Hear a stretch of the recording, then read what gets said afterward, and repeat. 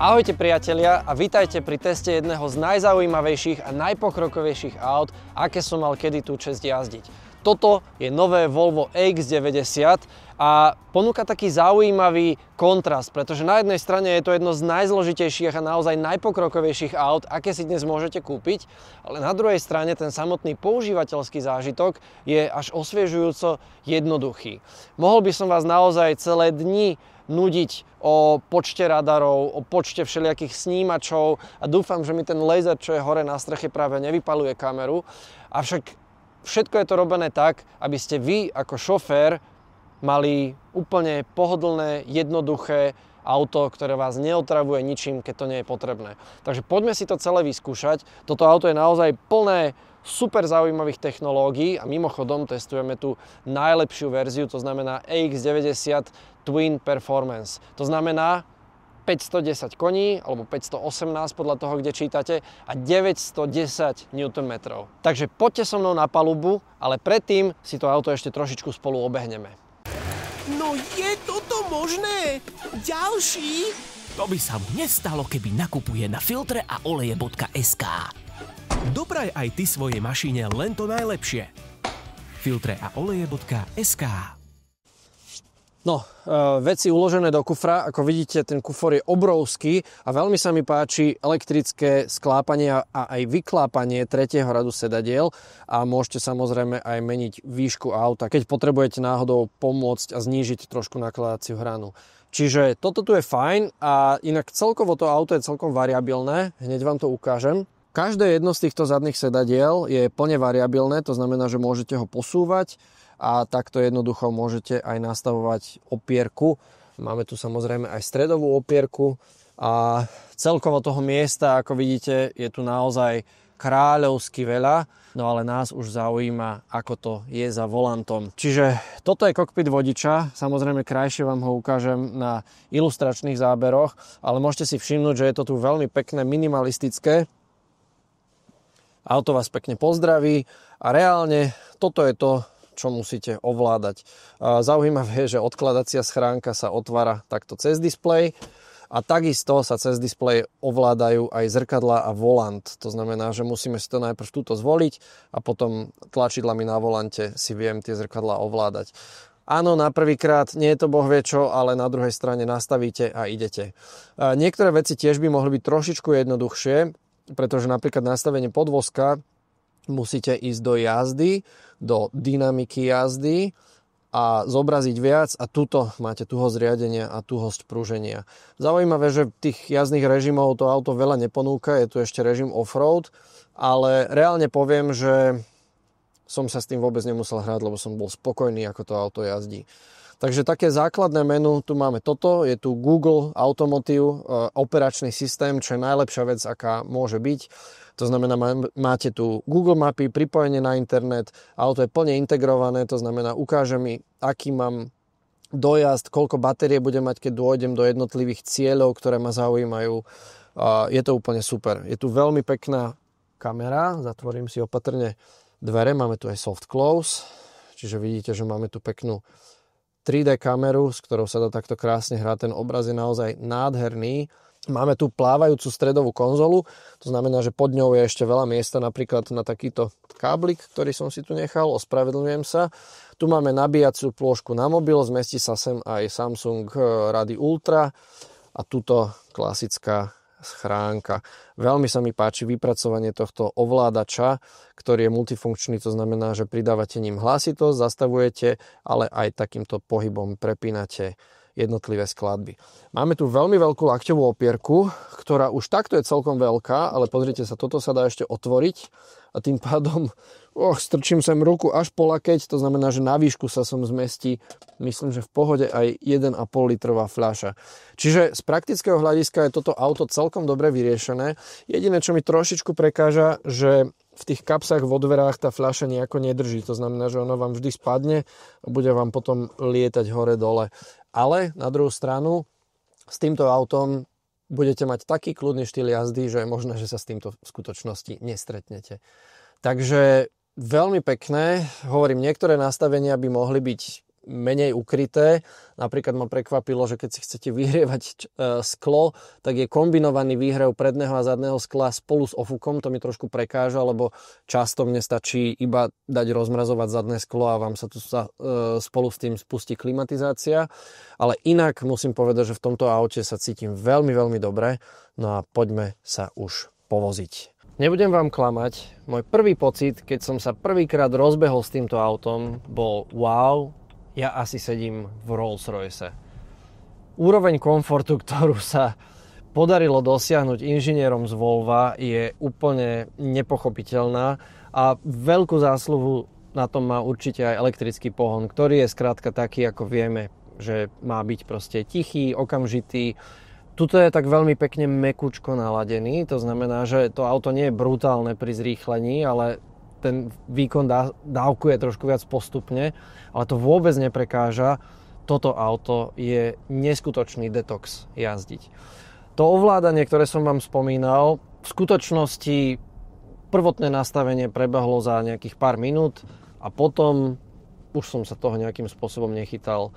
Aj Volvo hovorí, že toto auto je robené tak, aby vás neustále čítalo, aby sa naučilo vaše zvyklosti, aby vám nepomáhalo hoď aj v krízových situáciách, keď vidí, že máte situáciu pod kontrolou a naopak, aby vám pomohlo vtedy, keď to naozaj najviac potrebujete. Musím povedať, že myslím, že som v tomto aute zažil jeden veľmi krátučký falošný poplach, keď som išiel v zákrute, kde bolo odparkované jedno auto. Ale inak aj to, ako toto auto dokáže čítať okolitú premávku. Ja mám pred sebou displej a ono to vie normálne prečítať cyklistov, aj sa tu zobrazia ako cyklisti a sú to figurky, ktoré nie sú len proste nehybné, oni normálne vidno, že ktorý kam smeruje, proste vidno, že toto auto naozaj vidí. Vidí okolo seba, vie čítať na veľkú diaľku a v podstate Volvo hovorí, že tento systém dokáže rozpoznať človeka na 250 metrov a objekt ako napríklad tmavá pneumatika na tmavom asfalte dokáže rozpoznať aj v tme na vzdialenosť 150 metrov, čo človek by samozrejme absolútne nemal šancu. Toto auto inak ovládajú dva super počítače. V podstate jeden je vyslovene dedikovaný tej autonómnej jazde a druhý riadi vlastne ostatné funkcie auta. Pointa je, aby sa auto dalo ľahko aktualizovať. Samozrejme, vy nič nemusíte robiť, auto sa aktualizuje cez internet, niekedy, keď je zaparkované v garáži. Takže je tu obrovský potenciál, že to auto sa bude ešte ďalej zlepšovať. Momentálne je tretia úroveň autonómnej jazdy legislatívne nie že zakázaná, ale nie je dovolená. To znamená, všetky tieto senzory, ktoré tu máme na tomto aute, fungujú, avšak namiesto toho, aby nejakým spôsobom zasahovali do jazdy, tak iba zbierajú údaje a ukladajú ich na cloud, kde ich vyhodnocujú ďalšie super počítače a v podstate Volvo sa učí to prostredie okolo seba, aby keď raz príde tá autonómna jazda, aby už Volvo malo dostatok dát na to, aby vedelo vyhodnocovať všetky situácie čo najsprávnejšie. Čiže veľmi zaujímavý prístup. A ak sa vám náhodou tá hrča hore nepáči, tak nemusíte zúfať. Veľa ľudí, ktorí toto auto prvýkrát videli, si ho ani nevšimli, takže v podstate je to jedno.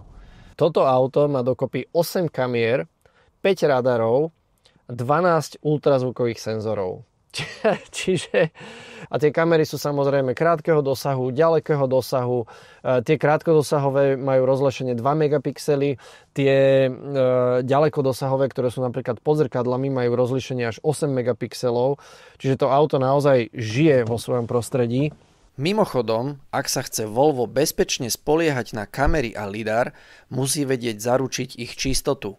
Okrem väčších kamier ďalekého dosahu pod zrkadlami, ktoré sú navrhnuté tak, aby sa nešpinili, má každá kamera svoj vlastný ostrekovač.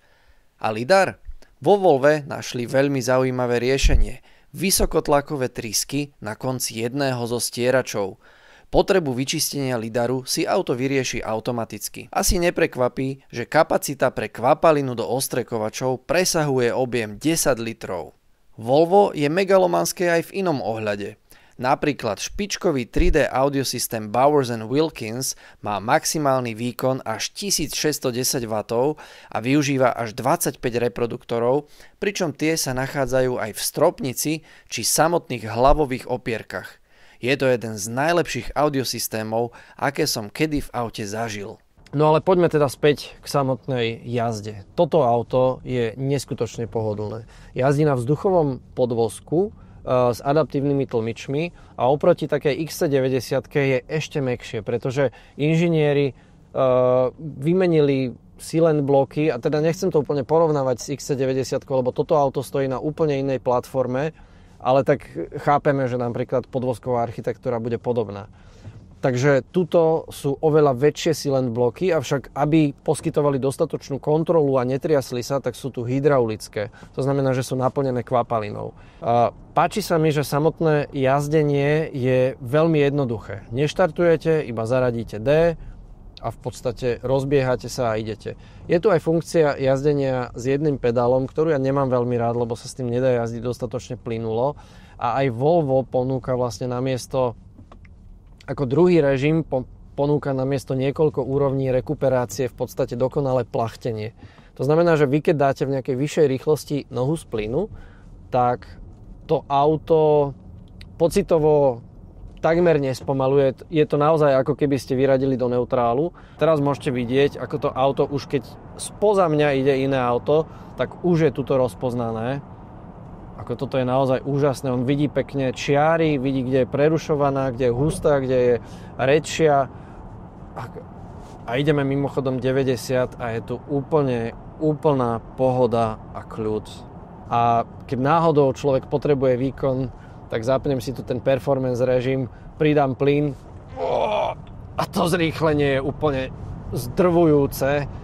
Napriek tomu, že toto auto váži 2,7 tony, vyše 2,7 tony. Keby vás ešte zaujímali nejaké užitkové parametre, tak kufor má objem od 655 do 1010 litrov za druhým radom a hoci koľko, keď sklopíte všetky sedadlá, naozaj toto auto je obrovitánske.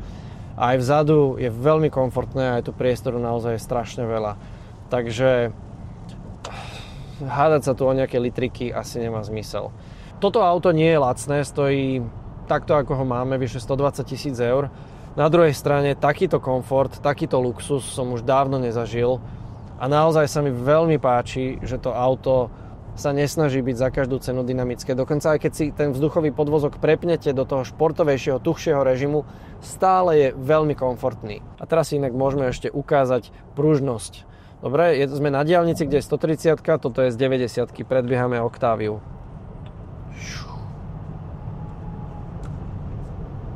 Masaker. To je naozaj úžasné.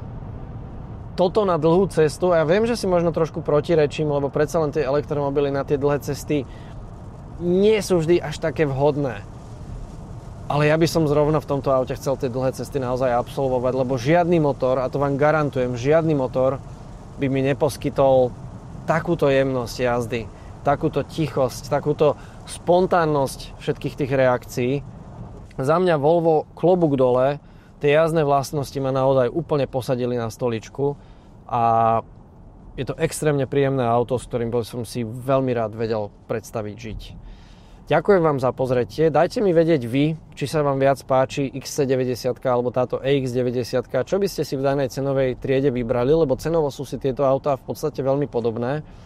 No a ja sa teším na test možno aj tohto auta, keď už budú všetky tie senzory a tak ďalej dovolené, ale dovtedy vidíme sa pri nejakom ďalšom teste. Ďakujem vám za sledovanie a teším sa na vás. Ahojte.